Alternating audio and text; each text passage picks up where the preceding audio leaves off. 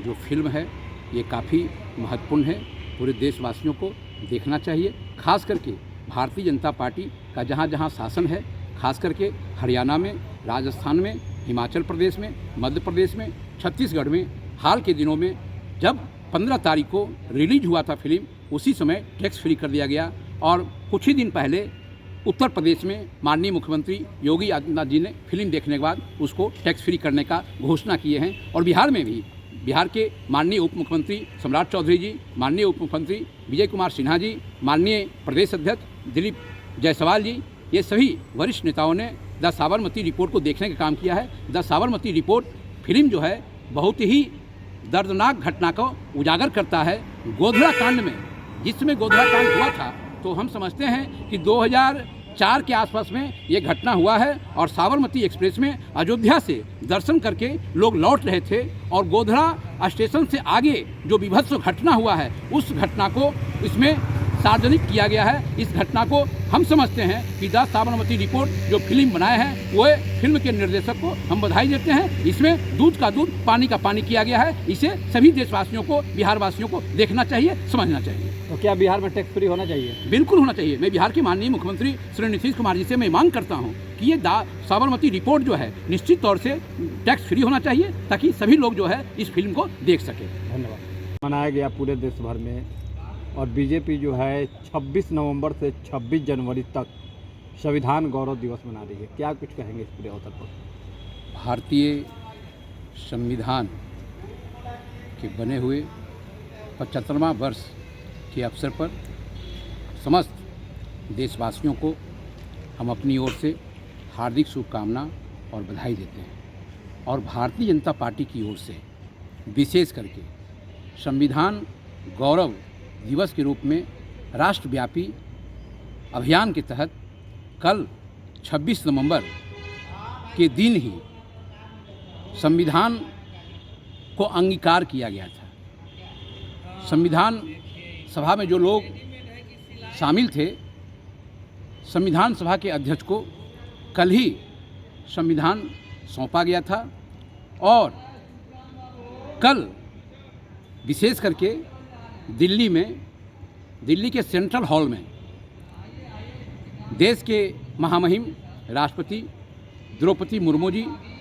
संविधान गौरव दिवस को संबोधन किए।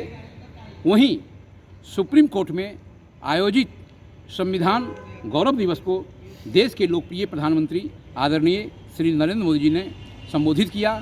वहीं बिहार में भारतीय जनता पार्टी के राज्य कार्यालय में राज्य स्तरीय संविधान गौरव दिवस के मौके पर डॉक्टर भीमराव अंबेडकर जी को नमन करते हुए संकल्प लिया गया कि पूरे बिहार में सभी जिलों में, सभी मंडलों में, सभी गांवों में संविधान गौरव दिवस के रूप में आम जनों के बीच में संविधान की जो महत्ता है, संविधान, भारतीय संविधान सिर्फ कानून नहीं, भारतीय संविधान आम आवाम हर इंसान की रक्षा के लिए, भाईचारा, सद्भाव, शांति, मौलिक अधिकारों के लिए ये संविधान है। भारतीय संविधान भारत का गौरव है, स्वाभिमान है और ख़ास करके सभी पॉलिटिकल पार्टी भारतीय संविधान को मानते हैं, सम्मान करते हैं। सभी लोग कल संविधान दिवस पर अपने अपने पार्टी में अपने अपने कार्यक्रम को आयोजित किए हैं। खास करके देश के लोकप्रिय प्रधानमंत्री आदरणीय श्री नरेंद्र मोदी जी ने संविधान दिवस पर जिस हिसाब से संविधान के सामने माथा टेकने का काम किया है, सम्मान करने का काम किया है, इस परिप्रेक्ष्य में मैं कहना चाहूँगा कि बिहार में जब जब चुनाव आता है तो खास करके राष्ट्रीय जनता दल और इसके सुप्रीमो लालू प्रसाद यादव भारतीय जनता पार्टी पर मिथ्या आरोप लगाते हैं कि ये बच के रहना है।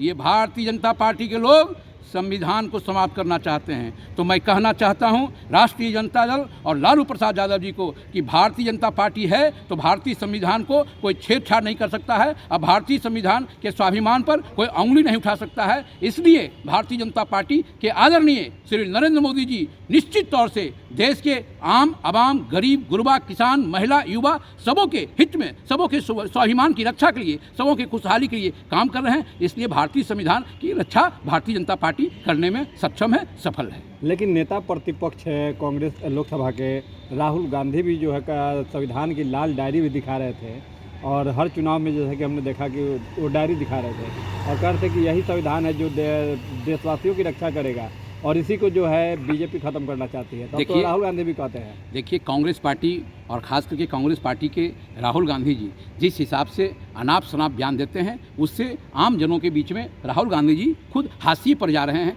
जिस तरह का बयान आए दिन उनका आता है वो कहीं जो है सच्चाई से परे नहीं है, वो मिथ्या बयान रहता है। वो तो अडानी मामले को भी लेकर कह रहे हैं कि जो है इसकी पीएम मोदी को जांच कराना चाहिए, पीएम मोदी इसमें संलिप्त है अडानी मामले में। भारतीय जनता पार्टी और देश के लोकप्रिय प्रधानमंत्री आदरणीय नरेंद्र मोदी जी राष्ट्रीय स्तर पर भ्रष्टाचार के मामले में जीरो टॉलरेंस की नीति अपनाते हैं। चाहे कोई भी हो, अगर भ्रष्टाचार में लिप्त हैं तो भारतीय जनता पार्टी और ख़ास करके प्रधानमंत्री नरेंद्र मोदी जी के नेतृत्व में कोई भ्रष्टाचारी बचेगा नहीं। उसके साथ में भ्रष्टाचार के खिलाफ जो कार्रवाई होता है वो कार्रवाई होगा। धन्यवाद।